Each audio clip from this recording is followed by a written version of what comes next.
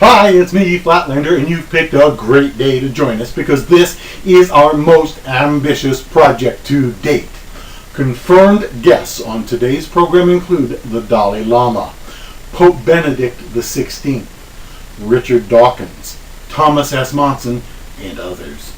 Everybody here at the Moron Church has been working non-stop for days to pull this off. Well, everybody except Cliff. Run that missing persons announcement.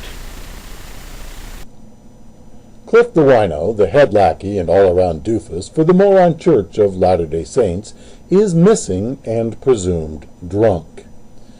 Cliff is known to frequent alleys and gutters and to eat raw pigeons, feathers and all.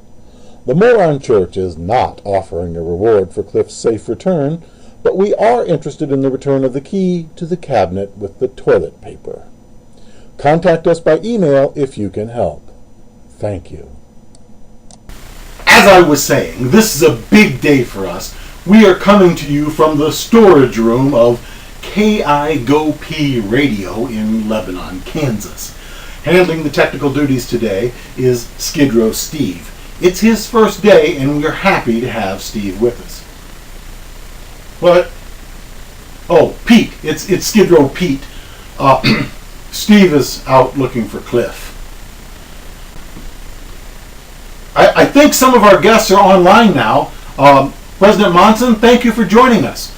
Pope Benedict will be with us later. I understand you knew his predecessor, Pope John Paul II. Well, that I knew, and I testify afresh, that he was the Lord's prophet. But he was Catholic. How could he have been a true Mormon prophet? I haven't figured that one out yet. Okay, thanks. I have to admit I'm not surprised by that. Pat Robertson of the 700 Club and founder of the Christian Broadcast Network is on with us now. Reverend Robertson, before we get started officially, perhaps you could tell our viewers a little about yourself and your ministry. On the boxing team, I was fought heavyweight in the Golden Gloves. Boxing was the sport I was really best at.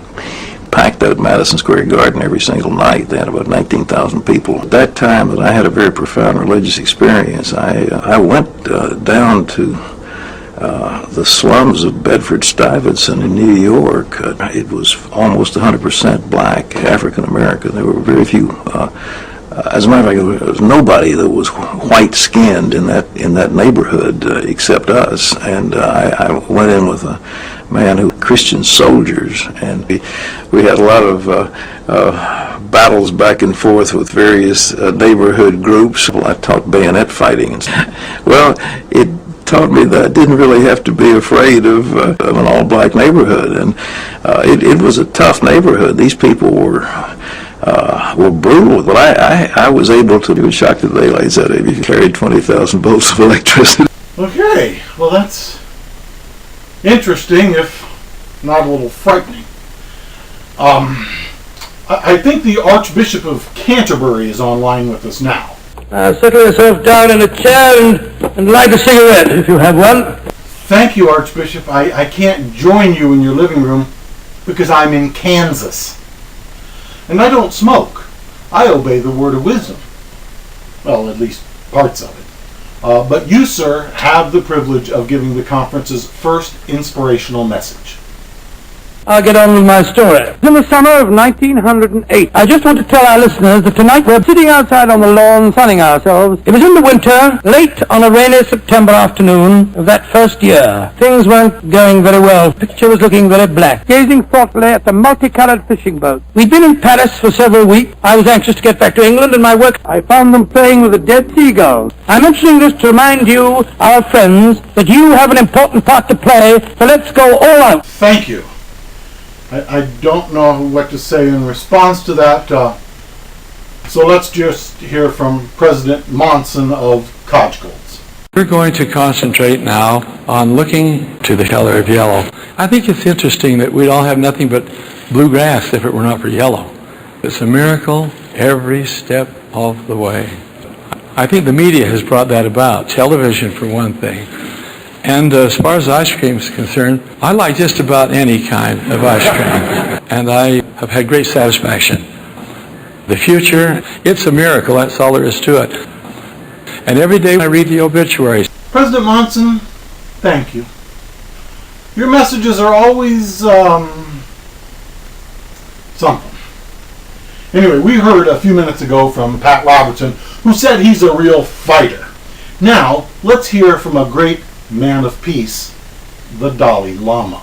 Ay, ay, ay, ay, I am the frito bandido, hey, I like fritos crunchies, I love them, I do, I want fritos crunchies, I'll get them from you.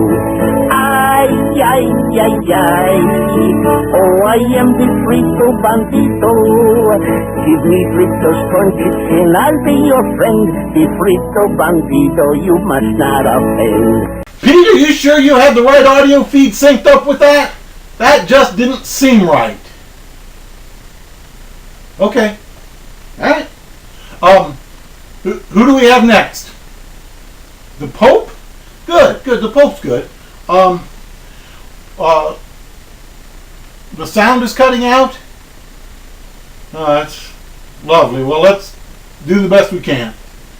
You boys and girls won't object to will surprise you with the way they look because they stay up in the drops are white and creamy, make you messy and yet do it in a nice way. Burn or sting the inside of your run down the back of your throat. Taste like medicine, the old-fashioned kind. There's nothing unpleasant about it. Impress this fact upon Mother and she will undoubtedly let you try. I sure hope he's not really talking about what it sounds like he's talking about. Anyway, let's hear what Richard Dawkins has to say. There really is something special about scientific evidence. Science works, planes fly, magic carpets and broomsticks don't.